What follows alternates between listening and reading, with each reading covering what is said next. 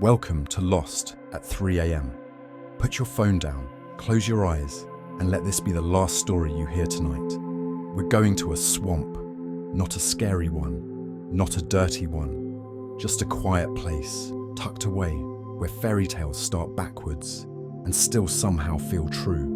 When Shrek was first released in 2001, it didn't feel like a classic. It felt loud, strange, sharp around the edges. It was a movie that made fun of the very stories most animated films were built on. Talking animals, princesses in towers, magical kisses that fixed everything. But behind all the jokes and pop culture references, there was something warmer, something real. Because Shrek isn't just about an ogre, it's about being told you don't belong, about building walls around yourself because the world keeps showing you why you should, and about what happens when someone finally sees you, not despite who you are, but because of it. The movie opens in a place most fairy tales end, a bathroom. Shrek reads the traditional once upon a time opening, then tears the page out and flushes it. Right away, the message is clear. This story isn't going where you think it will. We meet Shrek not as a monster, but as someone who knows he's been called one for a long time. He lives alone. He likes it that way. He cooks, he cleans, he bathes in mud. His life is simple and quiet and safe, but it's not happy. Because even though he says he doesn't care what anyone thinks, it's written all over him. The way he roars too loudly, the way he keeps his distance, the way he repeats, almost defensively, that ogres have layers. He's not scary because he wants to be. He's scary because it's easier than being hurt again. And then the fairy tale creatures show up. They've been banished from the kingdom and dumped into his swamp. And suddenly, Shrek is forced to interact with the very world he's been hiding from. That's when the story really begins. Not with a dragon or a sword, but with someone losing control of the little corner of peace they carved out for themselves. Shrek doesn't ask to be a hero. He doesn't want to go on a quest. He just wants to be left alone. But life has other plans. And that's what makes his journey feel different. He's not noble. He's not chosen. He's just tired, guarded, and somewhere beneath all that, deeply lonely, which, in its own strange way, made him one of the most relatable heroes of his time. Because Shrek begins not with destiny, but with discomfort, with a character who's been pushed out, pushed aside, and told to stay there, and who slowly, reluctantly, begins to realize that maybe, just maybe, he's allowed to want something more. Before it was a blockbuster, or a meme, or a cultural landmark, Shrek was just a strange little children's book. In 1990, a writer and illustrator named William Steig published a picture book called Shrek.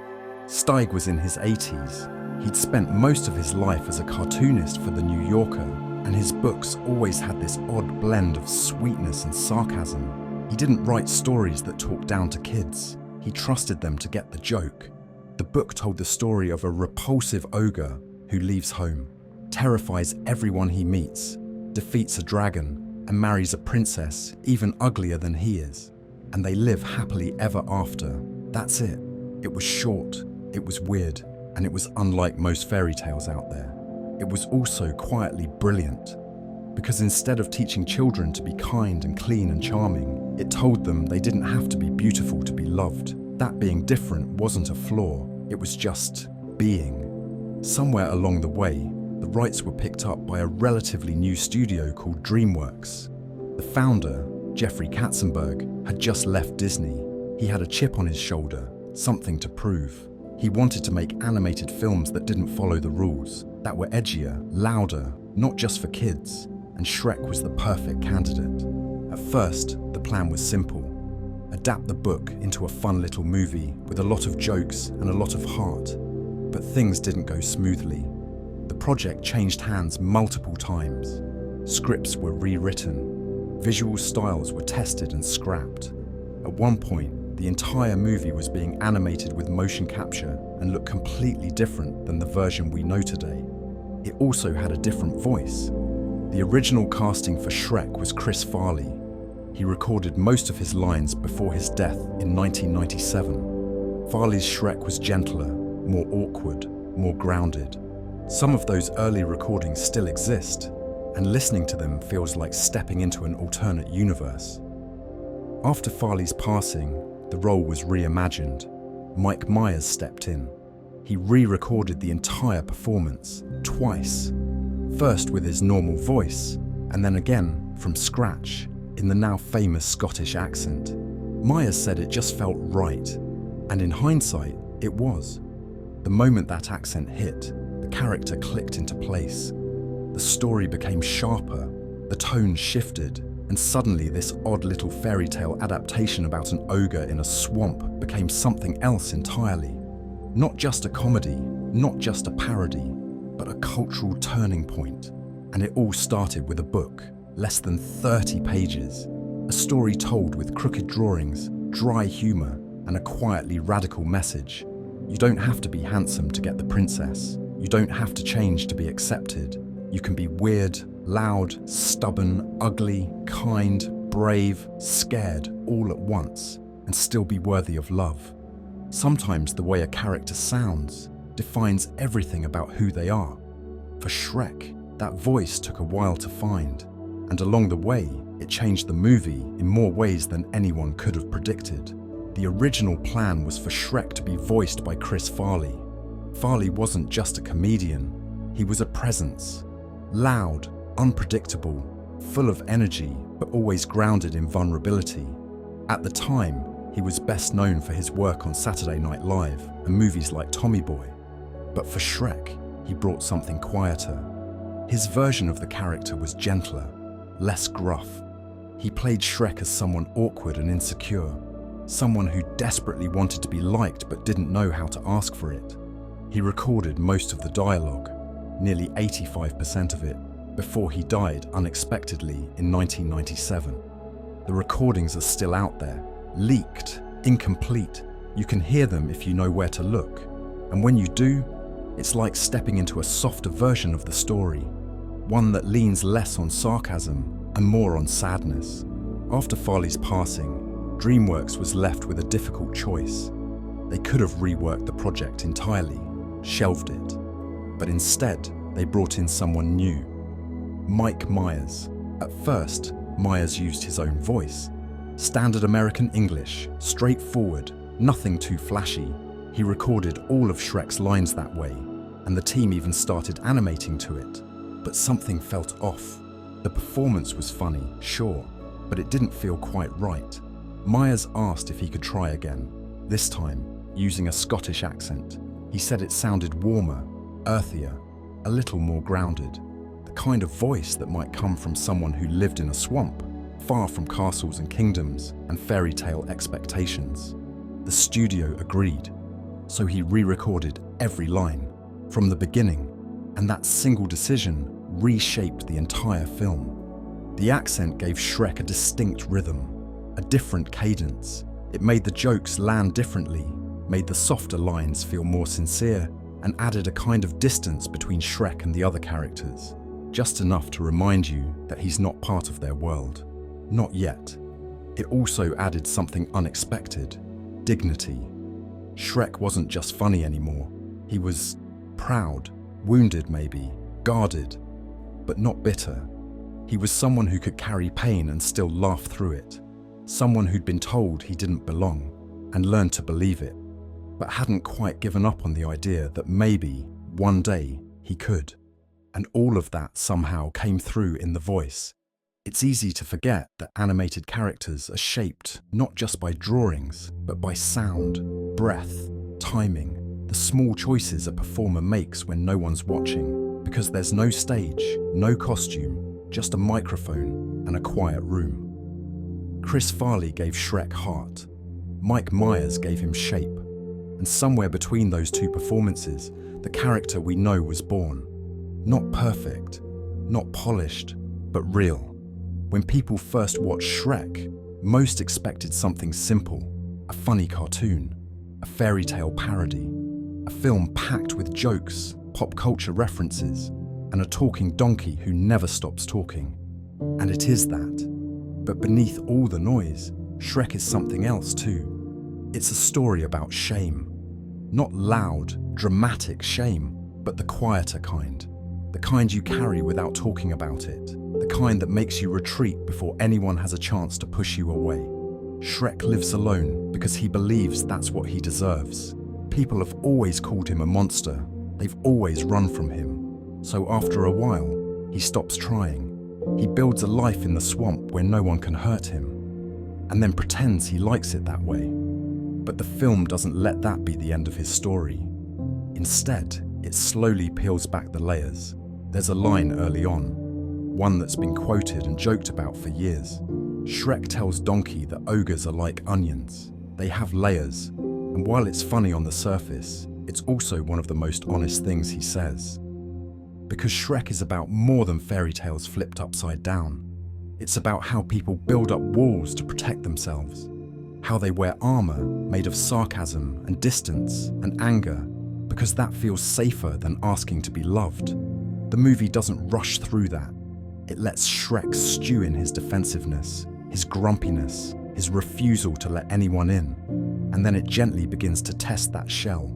First, with Donkey. Loud, annoying, relentless, but also kind, curious, completely unbothered by Shrek's ugliness. He doesn't try to fix him, he just stays, and that, quietly, starts to matter. Then with Fiona, a princess who at first seems like every other fairy tale cliché, but she's not. She's sharp, funny, and hiding her own shame. She has a secret, one that makes her feel monstrous too. And when Shrek sees that, something shifts. Because maybe, for the first time, he realizes he isn't the only one who's scared to be seen. The beauty of Shrek is that it never turns those fears into melodrama. It just lets them sit there, softly, beneath the surface of the jokes and the music and the chaos. And somewhere between the donkey jokes and the dragon chase, it becomes something personal. Not just a film about fairy tale tropes, but about what happens when someone sees you, truly sees you, and doesn't look away. That's why Shrek works. Because for all the noise and colour, it tells a story we recognise. About fear, about being misunderstood, about building walls too tall, and the quiet, difficult process of learning how to let someone in. And beneath the ogre, beneath the armour, beneath the swamp, there's just a person who wants to be loved, like everyone else. Today, Shrek feels like a cornerstone of modern animation, polished, confident, oddly timeless. But during its early development, the film was anything but certain. Behind the scenes, the process was messy, frustrating, and at times, completely off the rails. In the late 1990s, DreamWorks was still a young studio, trying to prove it could compete with giants like Disney and Pixar. At the time, Disney had just come off a decade of hits: Beauty and the Beast, Aladdin, The Lion King, films that were beautiful, musical, traditional. DreamWorks didn't want to imitate that. They wanted to challenge it, and Shrek, for better or worse, was going to be their statement. Originally, Shrek was intended to be made with motion capture, a kind of digital puppetry where real actors' movements are tracked and translated into animation. At the time, it was cutting edge, but also incredibly rough. The early tests looked strange, stiff, almost unsettling. Characters moved in uncanny ways, jokes fell flat, and the charm that the story needed just wasn't coming through. Internally, they called this version Ugly Shrek. Eventually, the team made a decision that would change everything, scrap the entire animation style and start over from scratch. They rebuilt the film using traditional 3D animation, similar to what Pixar had done with Toy Story, but with its own distinct tone. Textures were pushed, lighting became richer, the world felt dirtier, earthier, more grounded. And somehow, that shift in look matched the spirit of the film. The swamp didn't need to be pretty, it needed to feel lived in. This new version of Shrek embraced its roughness. It didn't chase perfection, it chased personality. That was a risk. At the time, computer animation was still new, and audiences were used to clean lines and bright colours. But Shrek leaned the other way. Its world was full of chipped wood, crooked teeth, unshaven chins. It didn't look like a fairy tale. It looked like something real people might live in, if those people happened to be pigs or gingerbread men. And yet, all of this only worked because the story supported it. You couldn't have told Shrek's story with a polished Disney gloss. It would have felt false. The style had to reflect the character, coarse, loud, unfiltered, but honest. And by the time the film was nearing completion, something had clicked. The team had gone through delays, recastings, tech failures, and more than a few creative arguments, but they'd found the film underneath the mess. What started as an unshapely experiment had become something clear, bold, and entirely its own. It's easy now to take that final look for granted, but the truth is, Shrek only found its voice when it stopped trying to look like anything else. It wasn't trying to be beautiful, it was trying to be real. Even if you haven't watched Shrek in years, chances are you still remember the music. It starts before the story really does, right there in the opening, as Shrek kicks open the outhouse door to the sound of Smash Mouth's All Star. It's bold, unexpected, a little ridiculous, and yet it works. Because before we meet the characters, before we know the story, we're already being told something important. This film isn't interested in being traditional, it's here to play. The soundtrack in Shrek does something few animated films dared to try at the time. It doesn't rely on original songs sung by characters. It doesn't guide us through emotions with sweeping orchestral scores. Instead, it drops us into a world shaped by pop songs, tracks that already existed, already meant something, and are suddenly carrying new weight in a brand new context. And somehow, those choices turned out to be perfect. There's I'm a Believer at the end, as Shrek and Fiona dance at their wedding, an irreverent celebration of everything they were told they couldn't be. There's Bad Reputation during the wrestling match in Duloc, turning a goofy sequence into a moment of unexpected triumph. And of course, there's Hallelujah, quiet, aching, sitting in the middle of the film like a breath. That version of Hallelujah, sung by John Cale, isn't triumphant or overly emotional. It's restrained, broken, a moment when the characters stop running and just feel. And for a film built on deflection and sarcasm, that vulnerability lands harder than any speech could. The music isn't just background, it's narrative. Each song adds texture to the world. It lets the characters express things they don't have the words for. Shrek doesn't say he's heartbroken when he believes Fiona rejected him. He just walks alone through a silent forest while Hallelujah fills in the silence. And the beauty of it is, most of these songs weren't written for the film, but the way they're used makes it feel like they were. This approach, using real-world music to shape tone and emotion, became part of Shrek's identity. And years later, it's one of the reasons the movie still feels so rooted in a specific emotional memory. When you hear All Star, you don't just think of the band, you think of the swamp, the outhouse door, the beginning of a story that felt funnier and more honest than it had any right to be. That's the strange thing about soundtracks. You don't always notice them while they're happening, but later, sometimes years later, you hear a few notes and you're transported back to a fairy tale that didn't follow the rules, to an ogre who didn't want to be seen, to a song that said what the characters couldn't, and suddenly, you're there again. At first glance, Shrek looks like it's making fun of fairy tales. It's filled with parody, with talking animals, with picture-perfect kingdoms and over-the-top villains.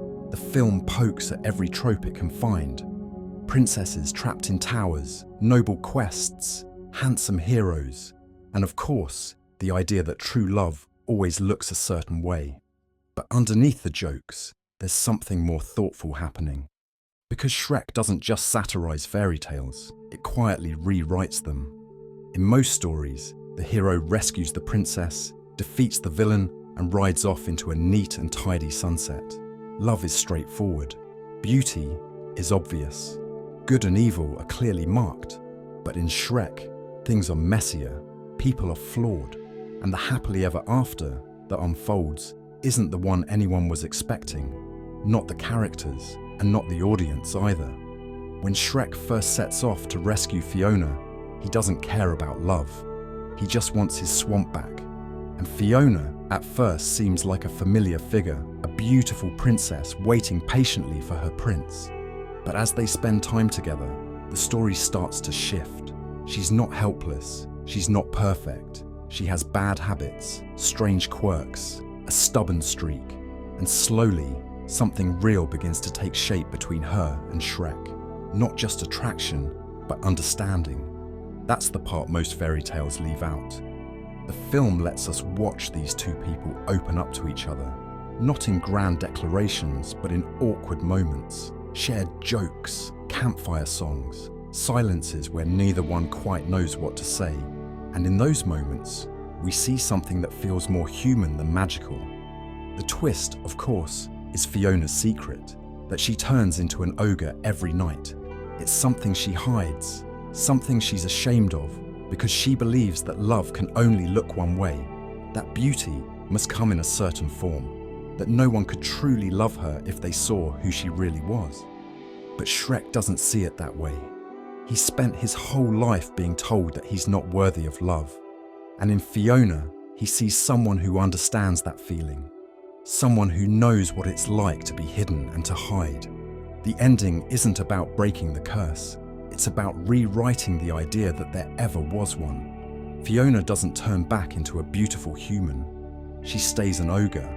And it's not framed as a tragedy.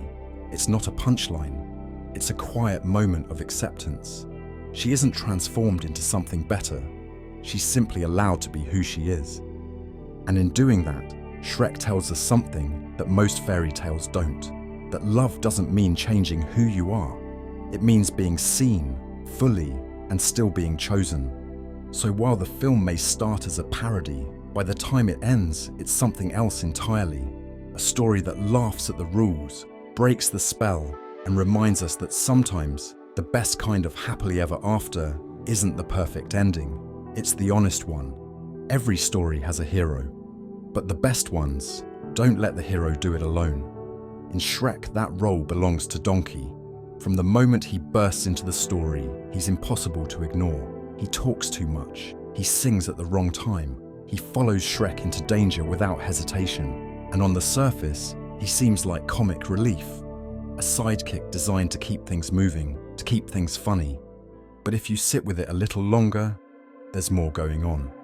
Because Donkey doesn't just make noise, he makes space. He shows up when no one else does. He listens, even when Shrek pushes him away. And he keeps showing up, not because he has to, but because he wants to. That's rare, especially in stories about people who've spent their whole lives trying not to be seen. Donkey's loyalty isn't blind, it's deliberate. He chooses Shrek again and again, not because Shrek is charming, not because he earns it, but because, deep down, Donkey understands what it means to feel unwanted. And instead of retreating, he leans in.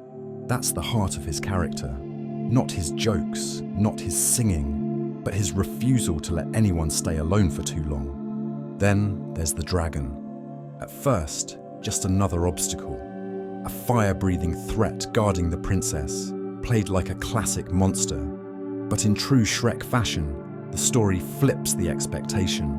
The dragon isn't just a plot point. She's a character. Emotional, expressive, lonely. And her connection with Donkey, absurd as it might seem, adds another unexpected thread of vulnerability. She's fierce, but also gentle, dangerous, but clearly longing for something more than the role she's been assigned. Even Lord Farquaad, the film's cartoonishly evil villain, serves a quiet purpose in all of this. He's the embodiment of every fairy tale rule that Shrek rejects. Obsessed with perfection, focused on appearances, willing to discard others if they don't fit his vision. He's not scary because of his power, he's scary because of what he represents. A world that only values what looks right. Around them, the film is filled with other misfits, talking pigs, a paranoid gingerbread man, a wolf in a nightgown. Characters who've all been cast aside by a world that decided they weren't welcome. And when they all end up in Shrek's swamp, something unexpected happens. The swamp, once a place of isolation, becomes a community, not one built on tradition or order, but on acceptance, on messiness, on letting people be exactly who they are. These characters, strange and silly as they may be, carry the soul of the story, because Shrek isn't about a single hero saving the day, it's about unlikely friendships, about people who don't belong anywhere, finding home in each other.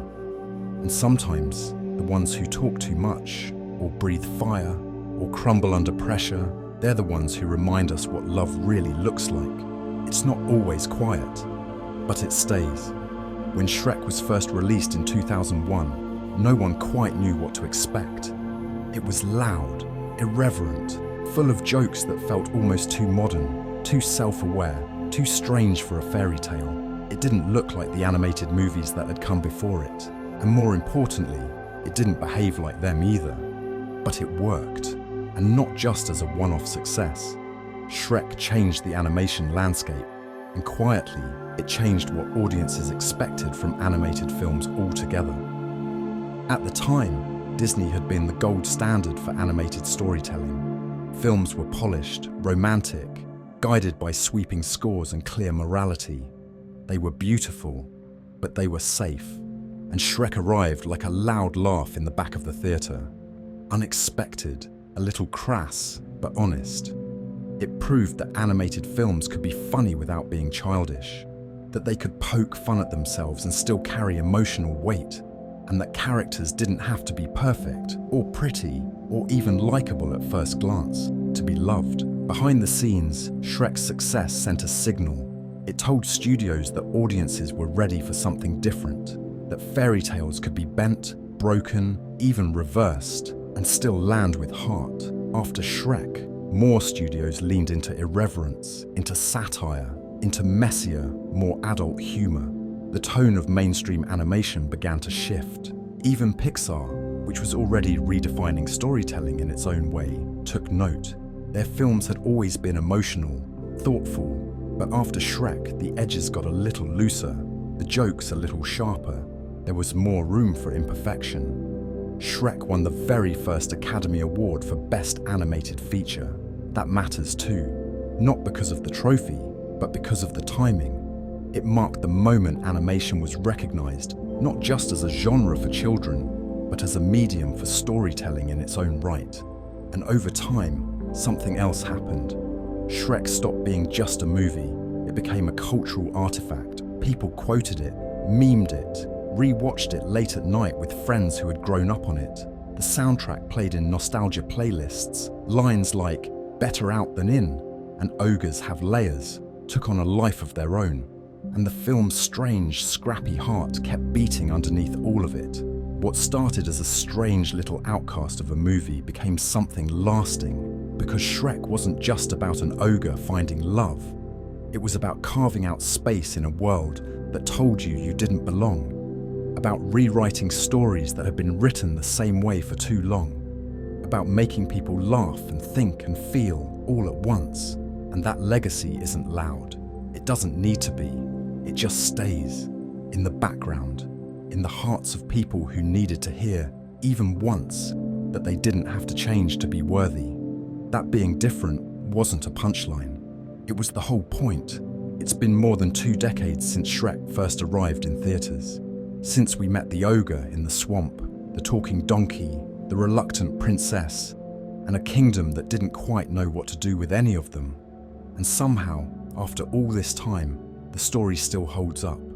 Not just as a film, but as something people come back to, quietly and often. Maybe it's the jokes, the music, the strange nostalgia that comes with hearing All-Star in the background of a scene you've already memorized. But more than that, Shrek stays with people because of how deeply it understood what it meant to not fit in. There are so many stories that tell us we can be loved once we've changed. Once we've become better, kinder, softer, prettier. But Shrek never asks that. It doesn't require its characters to transform into something more acceptable. It just asks them to stop hiding. And in that way, it quietly gives permission to be awkward, to be difficult, to be messy and weird and unsure of yourself, to be all the things fairy tales usually leave out. What's surprising about Shrek isn't how funny it is, it's how sincere it becomes, without ever losing that humour. How the story, for all its layers and loud moments, keeps circling back to something very simple: the need to be seen, not fixed, not saved, just seen.